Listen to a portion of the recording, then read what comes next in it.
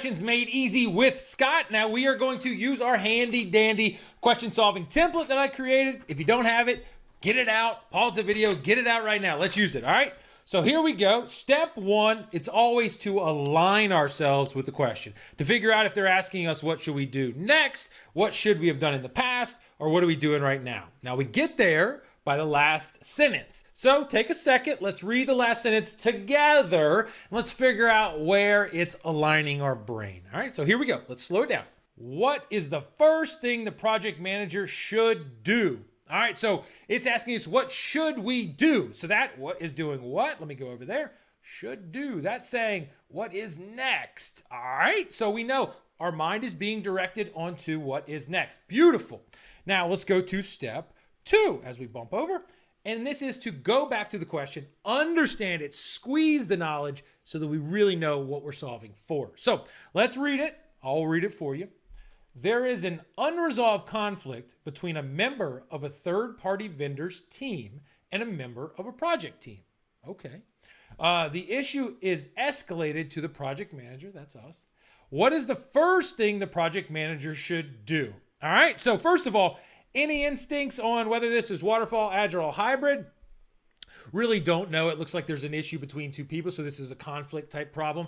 Doesn't have any indication of what the type of project is, okay? A lot of times we won't know. Sometimes we will. Sometimes it's important to the context. How we deal with conflict, not really necessarily important on the type of project. It's just how we deal with vendors, okay? And how we deal with individuals. So right now, undecided on the type of project, not a big deal. Therefore, we don't know what is in there, where we are as far as like process or whatever. But I do have an idea of where we are in the project. Let me correct myself. We are into the project. So they are doing work, right? So probably in executing, monitoring, controlling if we're in waterfall, or we're just executing a sprint in a sense if we're in agile or hybrid. So that's where we are. Cool.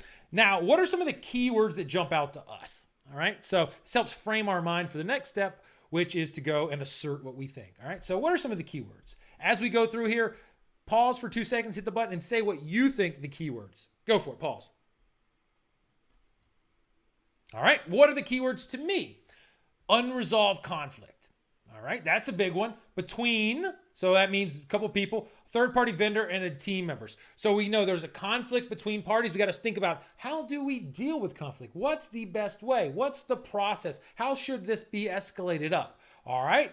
Then you know that it has been escalated up to the project manager, meaning that there's probably been something to happen at the lower level, but it's been brought up to your level, and you got to handle it properly. Okay, and it's asking the first thing. So there we are. That's where we understand. Okay, let's go to assert. Now let's ask ourselves, let's reframe it in our own words. Somebody walks up on us, how would we do it? So take 2 seconds, hit pause, assert what you say the real issue is. Explain it to me like I know nothing. Please go. Pause, do it.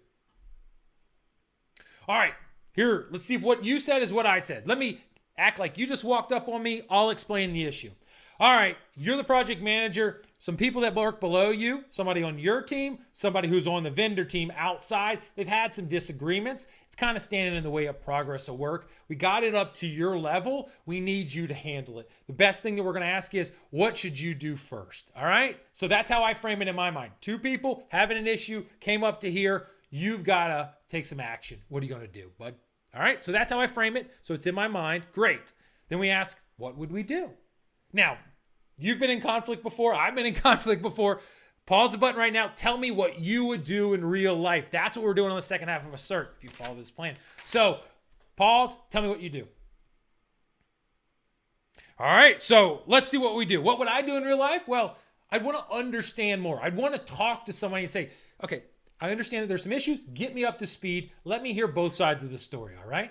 And so how I'm going to do that matters. Am I just going to go and like make some phone calls? Am I going to send emails off? Am I going to pull them into my office independently? Am I going to go to their floor? What am I going to do? Who am I going to talk to? Talk to the people on the floor? Am I going to talk across to the boss over there? Let's figure it out. But what I know that I'm not going to do is that I'm not going to just go off some half idea and go fired next, do those things. Nah, not going to do that. All right.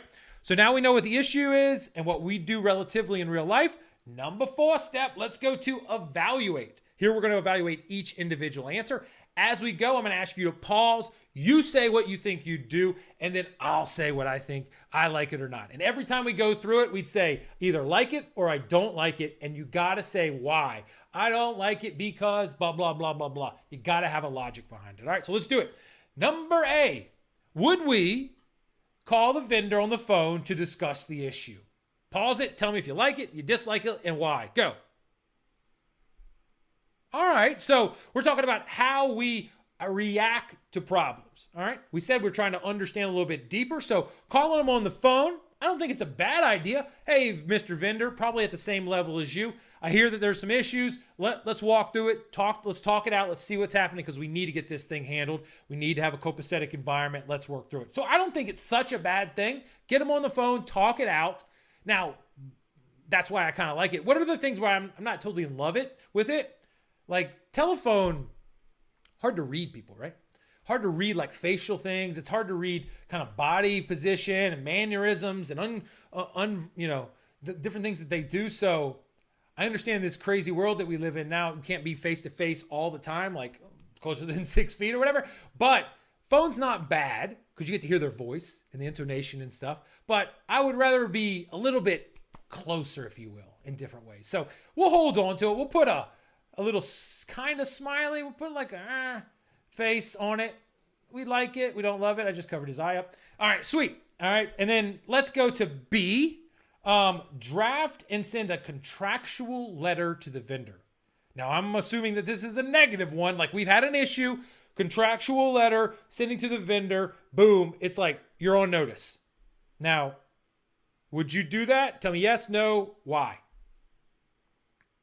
Now, I think this is a little cart in front of horse, right? We don't want to jump off, boom, send the letter. It hasn't gone to your level. You haven't understood what the issue is. You don't have a good framing yet, and you haven't had any ways to deal with the issue. So I think in time, if you can't solve this, if you've set the expectations here and you've dealt with things, yes, in time, we may get to that point. We may have to send something there in different form to let them know that we're making some changes, that we're putting some disciplinary action, whatever it is. But right now, I'd say no. I'm going to say no to this one for those reasons. So let's just put a little X right there, a little line through it. Now, let's go to C. Would you meet in person with the vendor to discuss the issue? Now, think post-COVID or pre-COVID, right? Would you meet in person to discuss the issue in order to deal with this? Pause it, say yes, no, why? I like this. I would do this. Now, whether it's Zoom or Teams or Skype or whatever it is, or if we can actually be on site with a little masks on or whatever and talk it out, I like this. You get the full breadth of conversation, man to man, woman to woman, man to woman, whatever. You can talk it out. You can read body language. You can, create like a certain level of respect back and forth, and you can work through the issue potentially. All right. So I like this as far as a means of communication better than A. A was just phone. This is either Skype right across there. We're looking at each other, or we are meeting on the deck plates face to face. So I like this one. I like this. I'm going to give this a nice smile. All right. So there we go. Now let's go to D to see if D wins the game. Send an email to the vendor to discuss the issue. Now, that is a way to communicate. But as far as conflict go, I don't think that's the first thing we want to do. It may be, hey, come and see me. Let's go meet, whatever. But I think you can get the point across other ways. As a pure way to deal with the issue and understand more and work through it, email, not the best way. While it allows back and forth, it's a delayed. It's not, there's a hiding of pure emotions in there. And so I don't think it's the best way to deal with it. So I'm going to say right off the bat, as a first thing that we could do, I'm going to say no. No, we're not going to do this. All right. So right there, we've evaluated. Now let's go to step 5, and that is to decide, right? See how it pops down there? We've got to decide. Just like most times, we're down to A and C, 2 answers. Now, we've said calling the vendor, great, or face-to-face. When we deal with change, face-to-face, conflict and change, face-to-face is the best, most appropriate first-time thing we want to do. So I'm going to go put my hand down and say, I'm going with C. What are you doing? Make a decision now. Pause it. Make a decision. All right. Now, let's go to C. Let's go see what our answer was. Yes, C was the answer.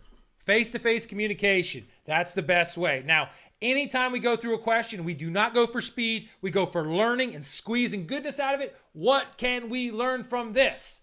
Now, when we say, how do we deal with an issue? We need to think about the approach that we use. We're trying to be servant leaders. We're trying to be open. We're trying to create transparency. We're trying to build understanding and build an environment where people feel comfortable and then we can work through things. The way to do that is to deal honestly face-to-face right off the bat. That's the kind of leader that you want to be. And that's what PMI wants laid out. We are not going to do tough guy on emails or just send them a letter, you're fired kind of style. No, let's give them the benefit of the doubt. Let's understand, let's communicate, let's facilitate, let's work through it. Let's negotiate a solution here as a first line of defense. From that, we can work ourselves up to document it, to communicate in different ways. But right now, let's go and communicate. So that is the question. Go through C. If you find other ways to learn from this, then that is awesome. So keep going. Keep your head up. You're doing great.